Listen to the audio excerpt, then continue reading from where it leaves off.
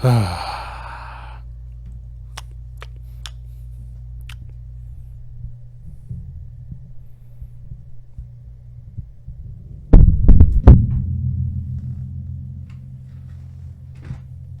two. Oh, okay, welcome to the Rashid Report. My name is, of course, Yusuf Rashid, where I talk about all things sports, all things fun, and I just like to have fun with things, and we're going to talk about some things because I want to talk about things. Let's talk about things. Anyway, so it is the 15th of August at the time of recording this. So there's football news, so there's hockey news. There's not much basketball news right now. The Olympics are, of course, over, and Team USA won gold in shocking fashion. No one's surprised there, right? No. Okay, good. Yeah, and baseball is baseball. Like, the only interesting thing right now is whether or not Javier Baez is actually playing baseball, or I am threatening to demand he get traded again, much like most Tigers fans are. It's a depressing time, isn't it? Oh well. Anyway, let's talk about sports. Let's talk about football first. Preseason's going on right now. I, of course, am a Detroit Lions fan, and they're looking good. They're looking okay. A couple injuries here and there I'm kind of concerned about. Jahmyr Gibbs had a hamstring injury, but he should be ready for week 1 against the, I almost said St. Louis, the Los Angeles Rams. And secondary is looking good. Our 2 big draft picks from this year, Terrion Arnold and Ennis Rakestraw Jr., are looking good in the secondary position. There was a giant scrap with the New York Giants. That was fun. We lost to them in the preseason. I don't really care. It's the preseason. We have a game coming up against Kansas City, and apparently they are going to be playing their full lineup, like their main lineup, including Patrick Mahomes, for the first half of this game. Why? I don't know. Are you afraid of us, Kansas City Chiefs? Is that what it is? Because we beat you guys in week 1 last year on primetime Sunday Night Football to kick off the NFL season? Is that what it is? Is that why? Because sure, you had your great come-from-behind Super Bowl winning story, but you started off with a loss to the Lions. We have that on you. Is that not why? Oh, okay. What? Okay. Uh-huh. Oh. I'm being told that's not the case. So now it's like, do the Lions start their full lineup week 1? In the first half of this preseason game? Do we start Jared Goff? Do we have Amon-Ra, J-Mo, and potentially Donovan Peoples-Jones as our third receiver, if not Khalif Raymond? Do we have Sam Laporta out there? Do we have Jack Campbell? Will he really take that role as a middle linebacker and just like smoke it? Who knows? But besides that, there's other NFC North news going on, mainly, unfortunately, truly, with the Minnesota Vikings. One of their star receivers, Jordan Addison, is injured, out for the season. Really sucks to hear, but what hurts me is their would-be rookie quarterback that they drafted this year, J.J. McCarthy, 7th overall, is injured. He has a meniscus tear, I believe it is, and he's gotten surgery, and they've announced that he's going to be out for the season. He will be missing his rookie season, which I'm actually bummed about. I really am. I like JJ. He played for Michigan, so I got to watch him all last season, and I got to watch him win a national title, so I was very happy. But, of course, he's in Minnesota. He's with the enemy. I can't be as happy for him.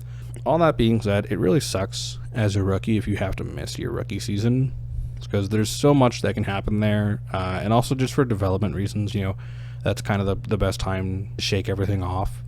I mean, look at CJ Stroud last year. He looked great his rookie year. So, yeah, it sucks for JJ, but there's less excuses, or I guess more excuses now for the Vikings when they lose to us in the season. And other than that, like, the Chicago Bears are doing Chicago Bears things. Like, they smoked Buffalo in the first game of the preseason, 33-9, I believe it was, or 33-6, one of the two.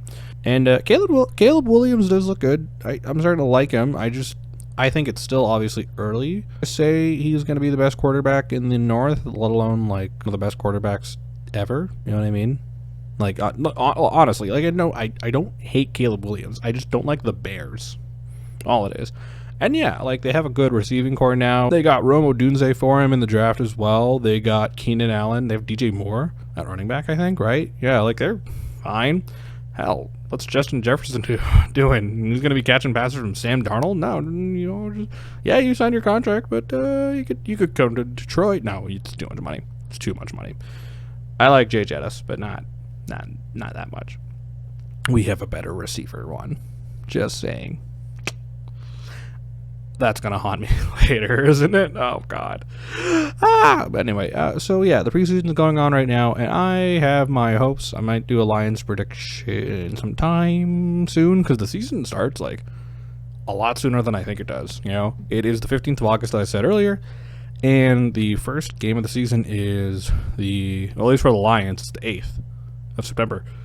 It's only about 3 weeks away, so, or 2 weeks, I guess, at this point. Yeah, 3 weeks away. So, here's to hoping. Fingers crossed. But that's all football right now. Again, I only really follow the Lions. The NFC North's looking okay. It's going to be an arms race, or it has been an arms race, I guess. And it's going to look kind of dangerous this year. I think we split some games with the Packers and the Bears, but we'll see. We will see. Anyway, hockey? Hockey. Let's talk about hockey. The Red Wings aren't doing much right now. They just announced that Axel Sandin, or not they, but I believe it was announced recently that Axel Sandin-Pellikka, who was our 15th overall pick from the 2023 NFL Draft in Nashville, and Michael, I hope I get this name right, Michael Brenseg Nygaard? I don't want to say it the other way. Nygaard? Nygaard. I'm going to say Nygaard. I think it's wrong, but you see my problem here? MBN. ASP and MBN. So MBN and ASP will be at training camp this year, and I think it'll be fun because normally there's not rules, but it's tight with the SHL because their season starts in late September and training camp is normally around that time, if not like a week or two beforehand. So yeah, we'll see how that goes. Chances are both of them are going to show well at camp, but they're probably going back to Sweden to play for the year. And they play together, too, which is nice. So, that's that. We signed Patrick Kane, but I've made a video on that on my TikTok already and, things like that. Let's talk about what I think might be the funniest news of the season so far. And that, of course, is the St. Louis Blues doing a thing and basically playing a game of chicken with the Edmonton Oilers. So, long story short, if you haven't actually heard, or if you've been living under a rock, or wherever you might be, the St. Louis Blues have signed not one, two offer sheets to Philip Broberg, defenseman for the Edmonton Oilers, and Dylan Holloway, forward for the Edmonton Oilers, in an attempt to, get them from the Oilers. Now, apparently there were talks and rumors that there was almost going to be a trade regarding the Oilers and the Blues earlier this season that would have involved, I can't remember who the hell it was at this point, but apparently St. Louis really wanted specifically Broberg and Holloway. Now, cool. However, this is where things get interesting. So if you don't know what an offer sheet is, basically, long story short, teams are able to get a player to sign an offer sheet for X amount. I think a max is like 4 years, 3 years, I think it is, right? The compensation has to be a certain amount of picks based on how much they signed for. So the Blues recently traded with Kyle Dubas and the Pittsburgh Penguins. They got their second rounder back in that trade, which we were like, okay, why would you trade for your own second rounder again? Oh, that's why. Okay, yeah, they're using it for offer sheet purposes. So they are trying to sign Mr. Broberg and Mr. Holloway to contracts at, I believe, $4 million and $2.1 million each. Okay, so let's take a look at this on an actual verified source before I start spitting things out of my ass and just half-ass knowledge. So, August 13th, that was just 2 days ago, St. Louis Blues president of hockey operations Doug Armstrong announces today that the Blues have tendered offer sheets to Philip Broberg and Dylan Holloway. The Oilers have a week to exercise their right of first refusal, and the Blues will have no further comment until the Oilers have made their decision. Now, this is cool, because the Blues have actually been very transparent on it. They explained what the situation was, how things are going, yada, yada, yada. So Philip Broberg, 2019, he was a first-round pick, 8th overall. He was 2 behind Mort Seider. I still remember it like it was yesterday. That draft was weird looking back, but kind of cool. Hasn't really panned out well, he's been fine. 81 games over the last 3 seasons. First 2 seasons were not much. 2 goals and 11 assists. Played 20 career playoff games, 10 games during the run to the final. He had 2 goals and an assist. He's been okay. He has not a hard bust, but he's been kind of a bust, which, you don't want them all. Evan Bouchard really worked out a lot better for them than Broberg did, Also, their 2019 draft does not look as good as you remember it looking. Anyway, So the Blues are offering him a 2-year contract at $4.580917 million per year, or let's just say 4.58. Right? A maximum offer that would require a second-round draft pick as compensation. The Blues have their second-round pick again, so in the event that they do get Broberg, Edmonton gets their second-round pick. Dylan Holloway is the one I'm kind of interested about because he is showing to be good. I just don't know if Edmonton has the patience for it now or if they want to keep him. So he's 22. He's played in 89 games so far since entering the league about 2 seasons ago. Or at this point, 2 seasons ago, yeah. First, 14th overall in 2020, just the year after Broberg.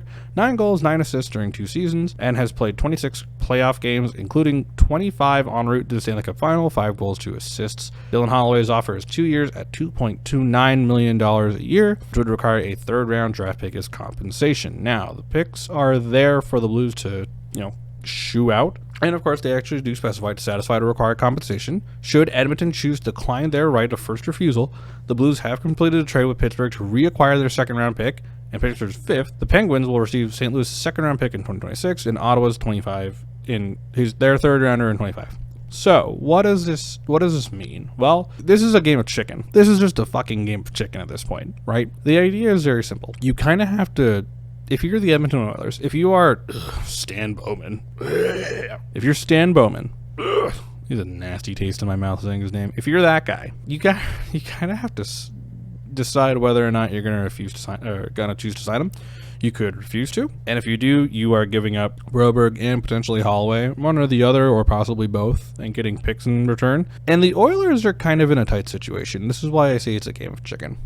Doug Armstrong is now dangling these 2 pieces. Right, which is funny because they're Edmonton's pieces. They're Edmonton's players. But Doug Armstrong's saying, hey, we're going to offshoot 2 of your guys. We're going to give them X amount of money. It's about $7 million a year total, roughly $7 million against the cap. And Edmonton's going, oh, okay, yeah, yeah, we could maybe do that. I think. Well, here's the problem. They don't have cap space. And second problem is that they kind of have some extensions to sign.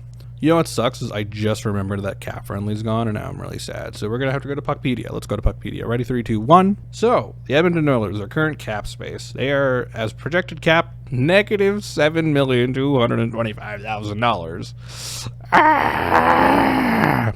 Right? That's how they're looking right now. Their annual cap is $95 million. Bonus overages, $3.35 million.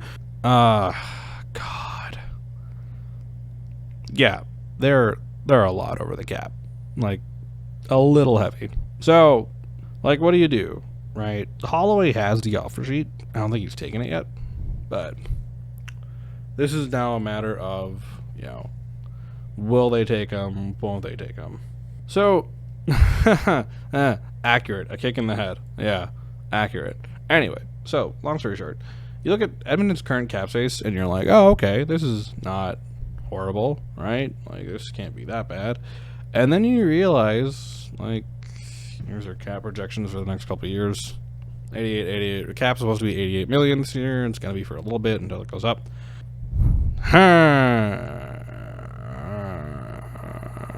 They got a lot of contracts to sign, and the 2 we kind of need to talk about here are this guy and that guy. Oh, not you, Brett Kulak. We don't like you. Well, and that guy, Evan Bouchard. Bouchard's making $3.9 million against the cap for this last year. He is on a contract year before he becomes an RFA.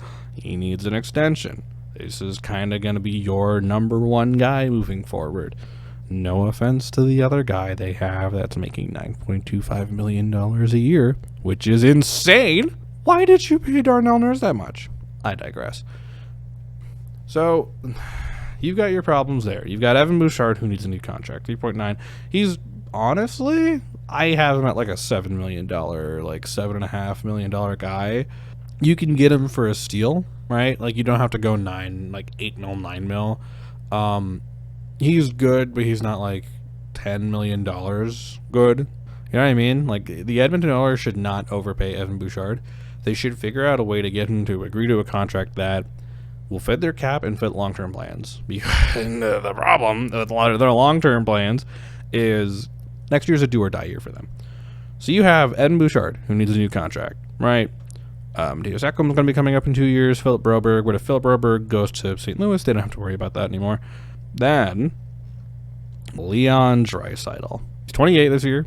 He's making $8.5 million. He's got one of the best forward contracts in the league. $8.5 million for Leon Draisaitl. Oh, beautiful.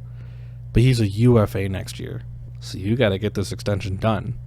You got to get this extension done as soon as possible. At the end of this coming season, Leon Draisaitl will be an unrestricted free agent. He could go anywhere he wants and get the money that he wants. Leon, realistically, like I don't know, $11 million player? 11.5? 12 maybe? McDavid's at 12 right now. But Leon could be making as much. Leon could be making 11. Leon could be making 12. So it leaves the Oilers with a predicament. You keep Broberg and Holloway. You don't have the money to re-sign Bouchard and Draisaitl. And if you ask me, that's kind of a bigger priority. Now, Holloway has been good, depth-wise, but you kind of need Leon. Because at the end of the day, whether he is, whether he's said it multiple times or not, you need Leon to keep McDavid. I'm not saying there is no one without the other. They are both incredible players in their own right. They're two of the best in the world, if not the two best players in the world. But McDavid needs his right-hand guy. He needs Leon. Leon needs him. They complement each other so well, and you guys are so close to a Stanley Cup. A goal away. You need this. And, they'll have time, because they got to get this signed before July 1st of next year. But I would say get it done sooner rather than later. Again, Draisaitl's a UFA. The second July 1st hits, he's on the open market. For Holloway, or not for Holloway, for Bouchard, he's an RFA. You've got time, but I'd say get that locked up as soon as possible as well, because there's a lot of teams that would love to have an Evan Bouchard on their roster, and would probably pay him a crazy amount of money to do it. Or they might pay him like 7.5, 8, right? So that's where we stand. That's where the Oilers stand. This is a game of chicken that the Blues have put on them. And it's crazy because they made 2 offer sheets. When the fuck does that ever happen? Seriously, when on God's green earth? Never mind 1 offer sheet. They rarely happen. Rarely. 2 to the same team? Hilarious. It's comedy. It's comedy at its finest from the St. Louis Blues, and not in a bad way, in a good way, in that they're just saying, we know how to mess with the Oilers. The Oilers being a team that almost won the Stanley Cup, they are contenders, but now they're cash strapped, right? They're cash strapped a little harder than they should be. Do or die year. Do or die year. Anyway, that's all the Oilers news. On other Canadian team news, because there's not much else going on in the league right now, Monday, here's a little story. Monday, I'm out golfing. I'm out with a buddy of mine. And a friend of mine, another friend, texts me, hey, have you heard the rumors about Auston Matthews being named captain? I go, are they going to do it this year? I don't know if they're going to do it. Within 20 minutes, I am checking Twitter or X, whatever the hell you want to call it, from Darren Dreger. I see the news. Oh, the Leafs will be naming Auston Matthews their new captain. John Tavares has been talked to about it. They've had a whole conversation. These conversations were going on as early as May when they lost to the Bruins in Game 7 of the first round. Maybe about 15 minutes later, that the press conference will be held by MLSE Wednesday morning, 11 a.m., to announce that Auston Matthews is the new captain of the team. And a friend, my friend I went golfing with, kind of looked at me and she was like, oh, well, is this a really good idea? And I go, you know what? Yeah, I don't like the Leafs, but this is the best thing they've done in a while. Seriously. It's been high time to name Auston Matthews your captain. I think it's maybe a year or 2 late, but one more year Tavares didn't hurt. Now, with that being said, to say that Tavares hasn't been a bad captain. He's been a great player for the Leafs, and he's not done yet. He's got 1 more year on his contract before they hopefully sign him to something a little smaller, less term, walk off into the sunset kind of thing, John. But having 1 playoff win so far in your 1 series win rather in your 10 years captain, it's not great, right? Like a lot of mainly first round exits, except for 1. And you're like, okay, cool, but it's all first round exits and all to the wire, all down to the wire. But John Tavares has been great for them in the playoffs. He's been incredible for them in the regular season and very consistent point getter. When Auston Matthews got drafted in 2016, first overall, it made the most sense that he was going to be the next captain at some point. All right, and they didn't have a captain back then because that would have been post Dion Phaneuf. So they had a few years where they didn't have a captain. John Tavares comes in. They named Tavares the captain. It's a big honor. Hometown boy becomes captain of his hometown favorite team that he has pajamas of. Did you know John Tavares had Leafs pajamas growing up and bed sheets. I had no idea. Anyway, but at some point you kind of have to let the fresh face, new era of the team. I don't say that John Tavares isn't part of that new era, but well, he's also 30-something years old. But it made the most sense for Auston Matthews to be named captain. And there were rumors a few years ago he was going to get named captain, and then the whole incident in Arizona happened, and we're just like, oh no. They did the presser. They had John Tavares there, which was really cool. His kids were wearing Matthews jerseys, which I thought was really, really cute. Brad Treliving, Brendan Shanahan, Craig Berube. Still surreal that he's the new coach of the Leafs. All there for presentation. They took the jersey out. John Tavares personally handed it to Auston. It's kind of a nice moment. I'm not gonna lie. Like it was a nice passing of the torch moment to really usher in the new era of the Leafs, the Matthews era. If you like, I guess this is the proper beginning of the Matthews era, coming off a 69 nice goal season. Auston Matthews is the new captain. Chances are John Tavares and I'm gonna assume Morgan Riley are gonna be the next alternates for this coming season. Maybe Willie. Don't know. We'll see. And like I said, it makes the most sense. We're seeing that with like the Oilers. They named McDavid captain, right? Larkin in Detroit, it's their captain. It's their number one guy. He's the locker room leader, like the guy you can go to and trust. And Matthews has been really that locker room leader for a while now, and it makes I'm gonna keep hammering the point. It makes the most sense. He's your best player. He's one of the best goal scorers in the league. He's gonna be the best goal scorer in Leafs history, that's for sure.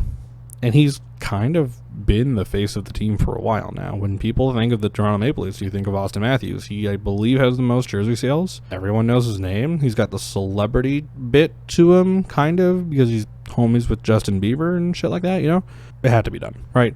And I'm glad that John Tavares and him talked it out. I'm glad the organization talked it out, had everything ready, and John was 100% ready to go on this decision. Good for him. He's a class act. I love John Tavares. He seems like such a sweetheart. And I'm sure not that he didn't want to, but I'm sure that he was, he understood that it was time. Right? It was time. We're probably going to see that at some point in like other teams, like Colorado. At some point, Nathan McKinnon is going to be named captain of the team. When Gabriel Landeskog, unfortunately, might have to retire. Who knows? Auston Matthews has been named captain. They did the presser. Media was asking questions. He looked really giddy about it. Like he looked like he was on cloud nine. It's going to be good for Toronto, I think. They need someone, a fresher, younger, outlook on things, leading the team, especially to work with the young, just powerhouse of forwards that they have. See how things go there.